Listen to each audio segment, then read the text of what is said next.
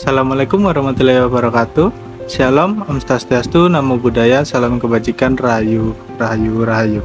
Baik, sebelumnya selamat datang di video presentasi kami. Kami adalah kelompok dari mata kuliah Hukum Hak Asasi Manusia, kelompok 3. Pada kesempatan kali ini, kami akan membahas sebuah isu yang sangat serius, namun kerap luput dari perhatian publik, yaitu femisida. Apa sih femisida itu?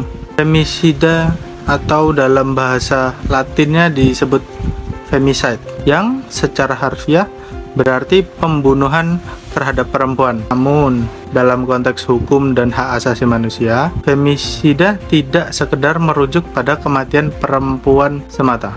Menurut Diana Russell, seorang sosiolog yang pertama kali memperkenalkan istilah ini secara akademis pada tahun 1976, femisida didefinisikan sebagai pembunuhan terhadap perempuan oleh laki-laki yang didasarkan atas kebencian, rasa memiliki secara berlebihan, atau kesenangan, atau rasa superioritas gender. Nah, dengan kata lain, yang membedakan femisida dan pembunuhan biasa itu ada pada motifnya, yaitu jenis kelamin korban, perempuan tadi. Nah, perempuan dibunuh bukan sekedar karena kebetulan, melainkan karena ia adalah perempuan. Ini menjadikan femisida sebagai bentuk paling ekstrim dari kekerasan berbasis gender, dan oleh karena itu juga menjadi perhatian serius dalam hukum hak asasi manusia internasional.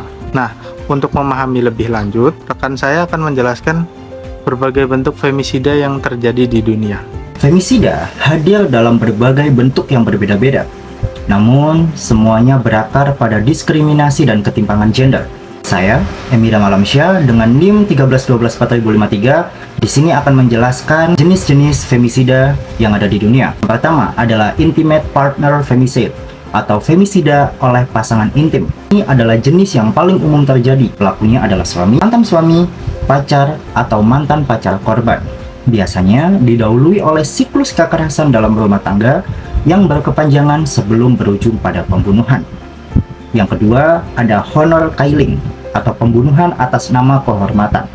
Praktik ini masih terjadi di beberapa wilayah Timur Tengah, Asia Selatan, dan Afrika Utara. Perempuan dibunuh oleh anggota keluarganya sendiri dengan alasan telah mencemarkan kehormatan keluarganya. Misalnya, karena menolak pernikahan paksa, bercerai, atau dituduh melakukan perbuatan yang dianggap tidak senonoh. Ketiga, ada dowry-related femicide, atau femisida terkait mas kawin. Terjadi terutama di Asia Selatan, di mana perempuan dibunuh oleh keluarga suaminya karena dianggap membawa mas kawin yang tidak mencukupi. Keempat, ada sexual femicide atau femisida seksual. Perempuan dibunuh setelah mengalami pelecehan atau pemerkosaan. Ini seringkali dilakukan untuk menghilangkan bukti kejahatan atau karena pelaku menganggap perempuan sebagai objek semata. Yang kelima, ada state femicide atau femisida oleh negara. Terjadi ketika perempuan dibunuh oleh aparat negara atau dalam konteks konflik bersenjata, perang,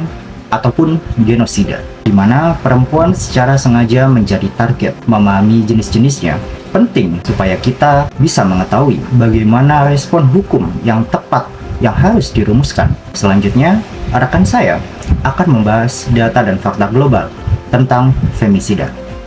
Di sini saya sebagai pembicara ketiga yang akan menjelaskan tentang data, fakta, dan situasi femisida yang ada di Indonesia. Baik, setelah memahami pengertian dan karakteristik femisida, selanjutnya kita akan melihat bagaimana fenomena ini tercermin melalui data dan fakta yang ada, baik di tingkat global maupun di tingkat nasional. Menurut laporan United Nations Office on Drugs and Crime atau bisa disebut UNODC, setiap tahunnya sekitar 89.000 perempuan dan anak perempuan di seluruh dunia menjadi korban pembunuhan yang disengaja. Dari jumlah tersebut, sekitar 48.800 korban atau lebih dari setengahnya dibunuh oleh pasangan intim maupun anggota keluarganya sendiri.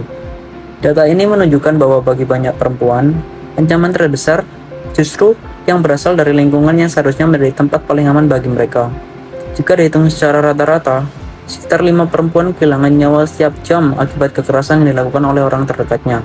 Wilayah dengan tingkat femisida tertinggi secara absolut antara lain adalah Amerika Latin dan Afrika. Namun, negara-negara seperti Honduras, El Salvador, dan Guatemala, dan Meksiko bahkan dikenal memiliki angka femisida per kapita yang sangat tinggi. Tingginya angka tersebut menunjukkan bahwa femisida merupakan masalah global yang membutuhkan perhatian serius dari masyarakat internasional. Lalu, bagaimana dengan kondisi di Indonesia? Berdasarkan catatan tahunan Komnas Perempuan atau Catahu, kasus kekerasan terhadap perempuan masih menunjukkan tren yang mengkhawatirkan. Setiap tahunnya, tercatat puluhan ribu laporan kekerasan berbasis gender, baik yang terjadi dalam ranah personal, komunitas, maupun ranah negara. Meskipun demikian, angka tersebut diyakini belum sepenuhnya menggambarkan kondisi sebenarnya karena masih banyak kasus yang tidak dilaporkan. Salah satu tantangan utamanya di Indonesia adalah belum adanya pengakuan atau klasifikasi khusus mengenai femisida dalam sistem hukum pidana nasional. Akibatnya, pembunuhan terhadap perempuan yang dilatar belakangi oleh kebencian, diskriminasi, atau dominasi berbasis gender seringkali hanya dicatat sebagai tindak pidana pembunuhan biasa. Kondisi ini menyebabkan data femisida sulit diidentifikasi secara akurat dan menyulitkan pemerintah dalam menyusun kebijakan yang tepat sasaran. Oleh karena itu, peningkatan kualitas pendataan serta pengakuan terhadap femisida sebagai bentuk kekerasan berbasis gender menjadi langkah penting dalam memperkuat perlindungan terhadap perempuan di Indonesia.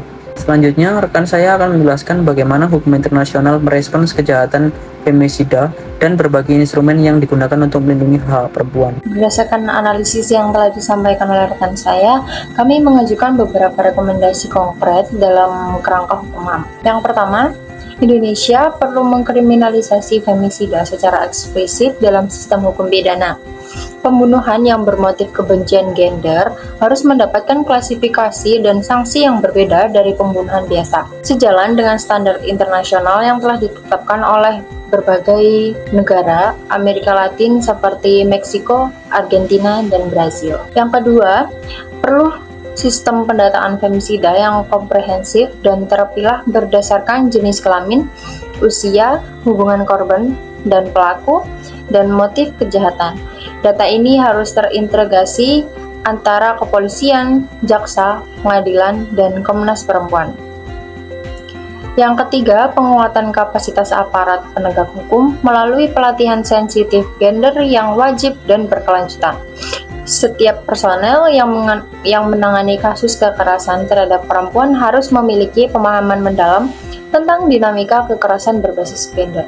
Yang keempat, negara harus memperkuat layanan perlindungan bagi perempuan yang berisiko tinggi menjadi korban femisida, termasuk rumah aman, layanan psikososial, dan pendampingan hukum yang mudah diakses. Femisida bukan sekedar tragedi individual, ini adalah kegagalan sistematik yang mencerminkan bagaimana masyarakat dan negara masih gagal melindungi hak dasar perempuan untuk hidup. Hak untuk hidup adalah hak asasi yang paling fundamental, dan tidak ada satupun perempuan yang seharusnya kehilangan nyawanya hanya karena ia adalah perempuan. Kami berharap presentasi ini dapat membuka kesadaran bahwa femisida adalah isu hukum yang mendesak dan memerlukan respon hukum yang serius, terstruktur, dan berkeadilan gender. Demikian presentasi dari kelompok kami. Wassalamualaikum warahmatullahi wabarakatuh.